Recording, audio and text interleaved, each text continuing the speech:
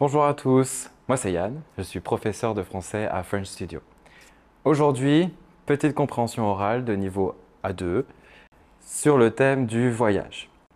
Et oui, je vais vous parler d'une expérience de voyage en Grèce qui a une tournure un peu spéciale.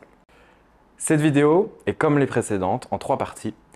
Première partie, vous allez écouter la compréhension orale. Deuxième partie, vous allez pouvoir lire les sous-titres. Et en dernière partie, je vais vous expliquer des mots, des termes un peu plus complexes.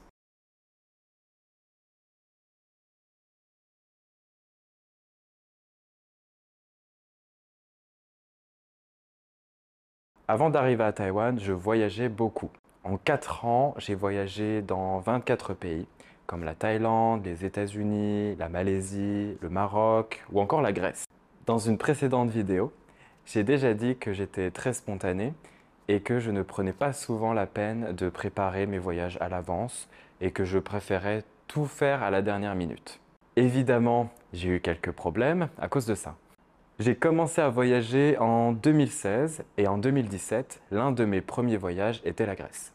J'y suis parti avec un ami en prenant l'avion depuis l'aéroport de Roissy-Charles de Gaulle. Je n'ai pas pris un vol direct Paris-Athènes, mais j'ai eu une correspondance à Marseille. Après 6 heures d'escale, j'ai enfin pu prendre mon deuxième avion pour aller à Athènes et rejoindre mon ami qui, lui, venait d'une autre ville. Après être arrivé à Athènes, on a directement pris un ferry qui nous a emmenés sur l'île de Santorin. En fait, mon voyage avait 4 destinations. Les îles de Santorin, Milos, Paros, mais aussi la ville d'Athènes. En arrivant à Santorin, on a pris un bus qui nous a emmenés au côté opposé de l'île, où se trouvait notre hôtel pour les 5 prochains jours. C'était un hôtel qui se trouvait pas loin de la plage de sable noir. Arrivé à l'hôtel, on a attendu 45 minutes dans le hall d'entrée. Un homme est alors venu nous voir et nous a demandé notre nom. Je lui ai dit mon nom de famille et directement il s'est dépêché d'aller voir sur son PC. Et là, grosse surprise, mon nom n'était absolument pas enregistré. Mais alors pourquoi? On a eu très rapidement la réponse quand le monsieur est venu et nous a informé que mon nom était bien enregistré sur leur calendrier, mais pas pour août 2017, non, pour août 2019. J'ai commencé à suer comme si j'étais à Taipei en plein mois de juillet. Je ne savais pas du tout quoi faire et j'ai commencé à paniquer. Le réceptionniste de l'hôtel nous a dit qu'il pouvait peut-être nous donner une chambre, mais seulement 3 jours plus tard. Comme on n'avait pas le choix, on a décidé de prendre une place de camping sur une autre plage de l'île en attendant. Le camping était super. Il y avait un énorme bar sur la plage et je peux vous dire que j'y ai passé le week-end. Après les 3 jours, on s'est dépêché de retourner à l'hôtel pour enfin avoir notre chambre de rêve. Nous avons bien fait l'enregistrement et jusque-là, tout allait bien. Mais c'est alors que... Grosse douche froide. L'hôtel était répugnant. Il y avait des insectes, pas des cafards, mais des insectes. Et c'était très très sale. On a même trouvé des chaussettes sales et d'autres choses suspectes sous le lit. C'était impossible de dormir dans ce trou à rats, donc j'ai décidé de quitter l'hôtel immédiatement. Devinez où je suis directement allé? Au bar du camping, bien sûr. Avant d'arriver à Taïwan, je voyageais beaucoup. En 4 ans, j'ai voyagé dans 24 pays, comme la Thaïlande, les États-Unis, la Malaisie, le Maroc ou encore la Grèce. Dans une précédente vidéo, j'ai déjà dit que j'étais très spontané et que je ne prenais pas souvent la peine de préparer mes voyages à l'avance et que je préférais tout faire à la dernière minute. Évidemment, j'ai eu quelques problèmes à cause de ça. J'ai commencé à voyager en 2016 et en 2017, l'un de mes premiers voyages était la Grèce. J'y suis parti avec un ami en prenant l'avion depuis l'aéroport de Roissy-Charles de Gaulle. Je n'ai pas pris un vol direct Paris-Athènes, mais j'ai eu une correspondance à Marseille. Après 6 heures d'escale, j'ai enfin pu prendre mon deuxième avion pour aller à Athènes et rejoindre mon ami qui, lui, venait d'une autre ville. Après être arrivé à Athènes, on a directement pris un ferry qui nous a emmenés sur l'île de Santorin. En fait, mon voyage avait 4 destinations. Les îles de Santorin, Milos, Paros, mais aussi la ville d'Athènes.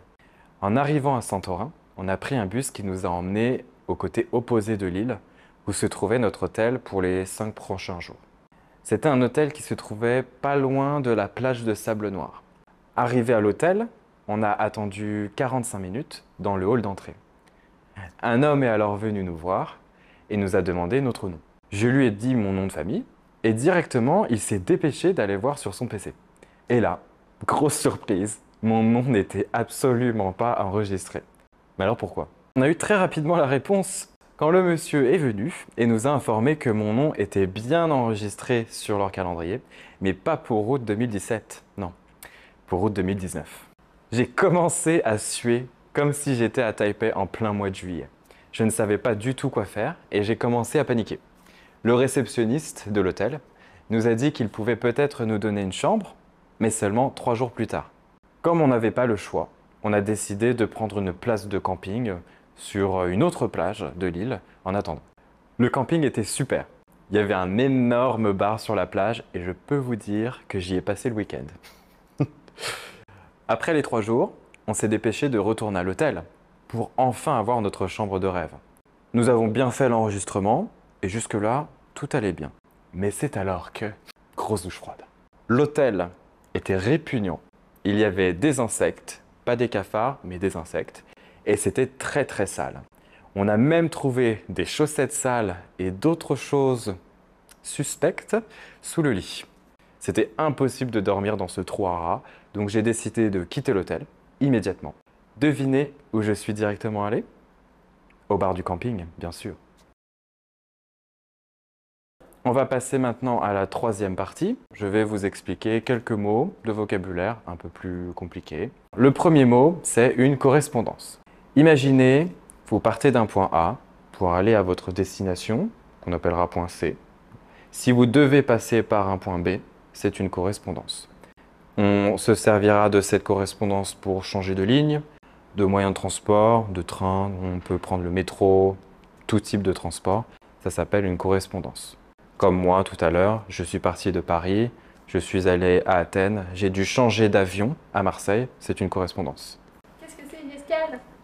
Une escale, merci Julie, c'est le fait d'attendre au point B pour aller à son point C. Vous n'êtes pas obligé de changer de transport. Vous pouvez rester dans le même avion, le même train, mais si vous attendez 1 heure, je sais pas, 2 heures, 5 heures, 10 heures, c'est une escale. Par exemple, moi, à Marseille, j'ai eu une correspondance parce que j'ai dû changer d'avion, mais j'ai aussi attendu 6 heures. Donc, j'ai fait une escale pour attendre ma correspondance. Ensuite, nous avons le mot PC. Le PC, ça vient de l'anglais, Personal Computer, et on l'utilise pour l'ordinateur fixe, pas le portable. Le réceptionniste ou la réceptionniste, c'est la personne qui vous accueille à l'hôtel. Quand vous arrivez devant ce très cher monsieur le réceptionniste, vous allez faire l'enregistrement.